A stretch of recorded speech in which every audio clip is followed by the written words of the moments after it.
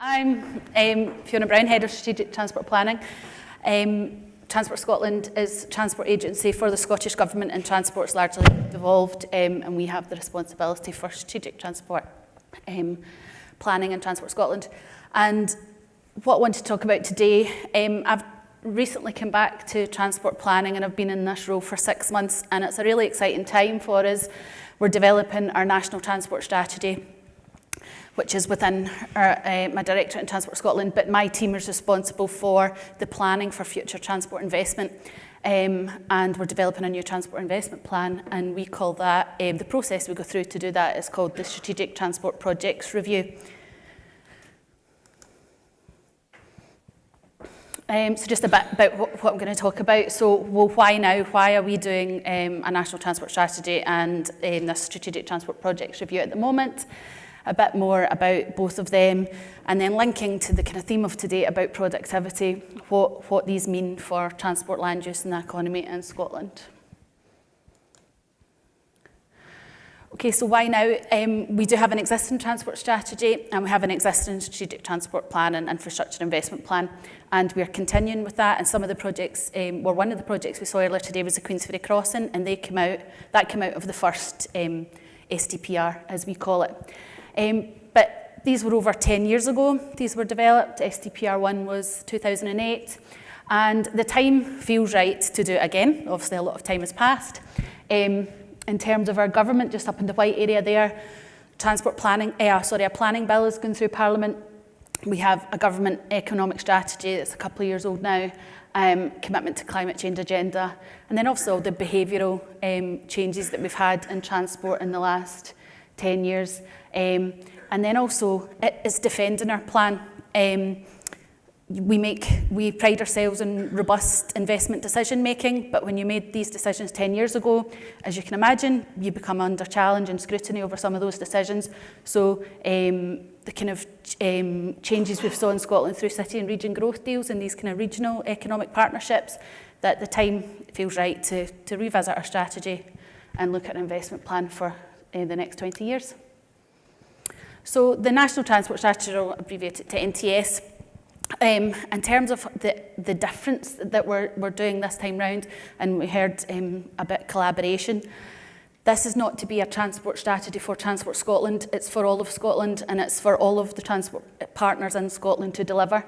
So these boxes are essentially all the different groups that are involved in developing this transport plan, transport strategy. And they include academics, local authorities, regional transport partnerships, transport organisations, campaign groups, and then lots of stakeholder consultation with different groups of society, young people, and just wide public consultation. So that's been the way that we feel that we can get everyone to get on board with this strategy, is through developing it collaboratively, and it's a strategy for us all, and it's not just a government top-down approach. So part of that was, I said, pride ourselves on being evidence-based, and was a call for evidence, and that's just, I'll not talk through it, but just some of the themes that came out. In terms of the economy, when we think of the productivity, I think of the productivity in the economy. Some of the calls of evidence showed that transport does enable economic growth, but is really sufficient on its own, as I'm sure everyone would agree, and that it's different for different modes. And also uncertainty we have, particularly in Scotland, with different geographical areas that we have, that kind of lack of evidence about that impact that transport has among different groups or different geographical areas. So just some of the kind of highlights of our calls for evidence. So all the evidence gathering, all the workshopping with all the different stakeholders, all the engagement has brought us to where we are with what we call our strategic framework. At the heart of that, in the middle, is our vision. We will have a sustainable, inclusive, accessible transport system to deliver a healthier, more prosperous, fairer Scotland for communities, businesses and visitors. And the point of this, it's the we, it's the collective, it's everyone together. It's not just Transport Scotland. And then the themes there, the strategic themes, and under that are some of the outcomes that we want to see with this strategy.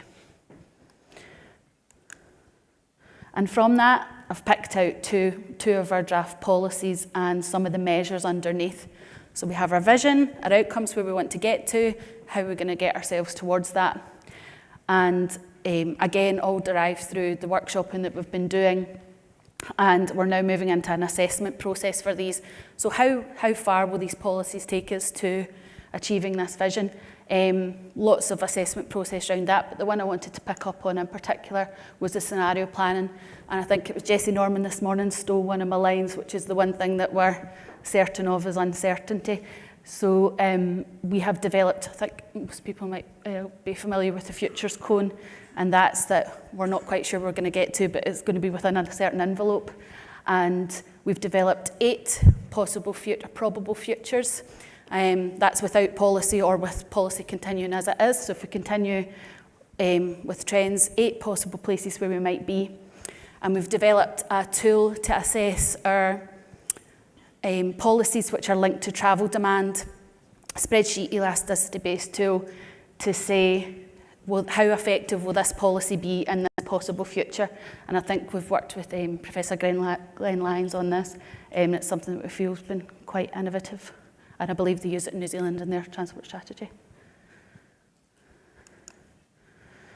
So moving into more where my background is, that's all very well. We kind of set out where we want to get to. We're all in it together. But what does that actually mean in terms of what we're going to deliver and what can government do in terms of where we should be targeting our investment? So the diagram there just kind of tracing down. So if we think of our measures in the terms of actions that we might take, our strategic transport projects review is to consider those actions which have a travel demand element to it. How far, what interventions could we invest in to take us towards delivering on our vision and outcomes? Obviously, you have other measures which may come out of the strategy, step-free access or improved customer service to our road users, things like that. But STPR focuses on the travel demand actions. So we're just kicking off our second version of STPR. We've commissioned consultancy support from Jacobs and AECOM, and they worked on the first one as well. The key principles is it's a transport appraisal for the whole of Scotland. It's multimodal, evidence-based, objective-led, as set out in our Scottish Transport Appraisal Guidance, or STAG, was our version of WebTag. And the appraisal will take this national overview of what the interventions that we should be investing in to take us towards delivering this national transport strategy. And it'll be a 20-year plan for transport investment. And importantly, compared to last time round, which was largely road and rail focused, this is fully multimodal, active travel, buses, ferries, and that it's not just a national view. We're taking a regional approach as well, and I think I've got other slides on this. So yeah, multimodal, and we'll embed the investment hierarchy. So maintaining and safely operating our assets, making best use of existing capacity before we think about infrastructure improvements.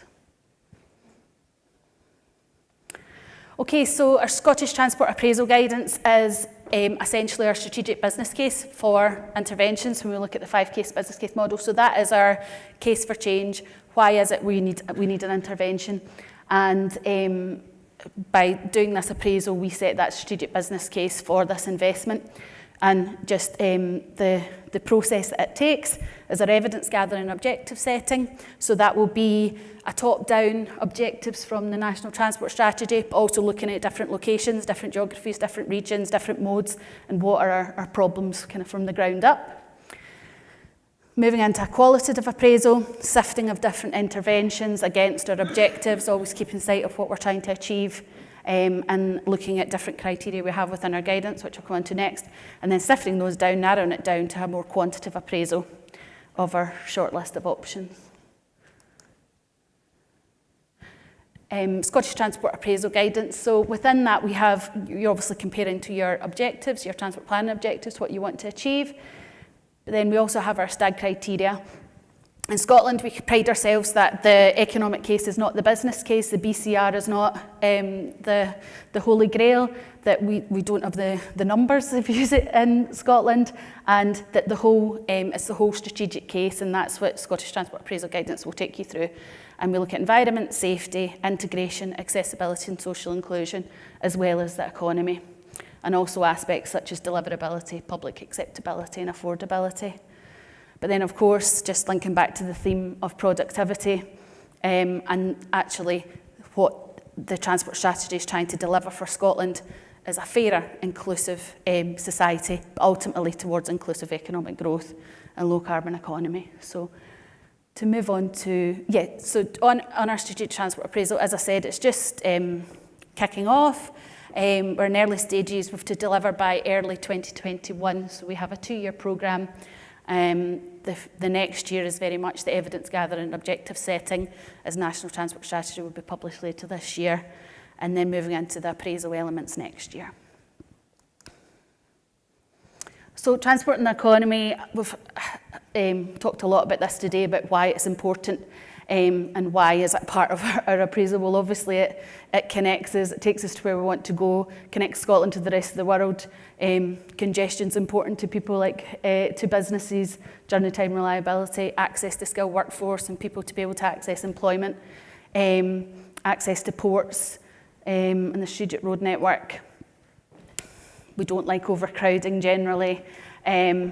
And also our decision makers, our ultimate decision makers, our politicians, think about things in terms of what is this going to do for our productivity, our GVA, numbers of jobs, and this is why we have a transport and economy section in our appraisal. So in Scotland we have Land Use and Transport Integration Service, which we call LATIS. And we've invested heavily in our land use and transport integration. So we have a national transport model and a national land use model as well. And just that diagram there showing from the top down, we think about our users' needs, what we need these tools to do. We consult, we discuss, we provide support to other transport agencies, and we gather lots of data. We gather planning data biannually. And then that all feeds into our modelling suite, which helps our tools and appraisal and supporting our decision making.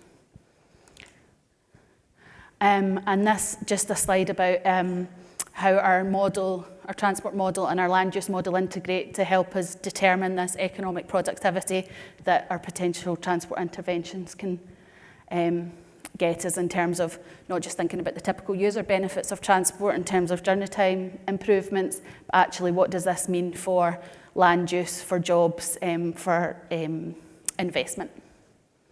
I'm not going into the detail on that. Okay, just finish up with 2 slides. Just going back to the theme, so quantifying productivity within appraisal, for example, what we're doing within our Scottish Transport Appraisal Guidance. These are just some areas how we can improve and how we can think about things more, and I think it's just developing that traditional way that we think about economic benefits through transport appraisal, and think of it in things that are more tangible, what means something to people rather than a journey time benefit, so continue to develop that. And the distributional effects that transport might have, and kind of continue to develop our land use integration tools, and value and accessibility. So it's not just that what your journey time is, it's the fact that you can actually get there in the first place, and that connectivity, again, supporting our inclusive growth agenda, that transport is available. And then I just want to finish up in terms of transport planning community, and I get some of the themes that are coming out today. I've got on there managing data and ensuring that we're using that as effectively as we are in our decision making, uncertainty, greater understanding of cause and effect, that actually if we do this intervention, what is the impact going to be, and just that evidence base of actually substantiating some of the rhetoric we might get. And then just lastly, one of my is actually post-opening evaluation. So once we've invested all this money, of really understanding the impact that it's had and using that to improve the way we appraise schemes in the future.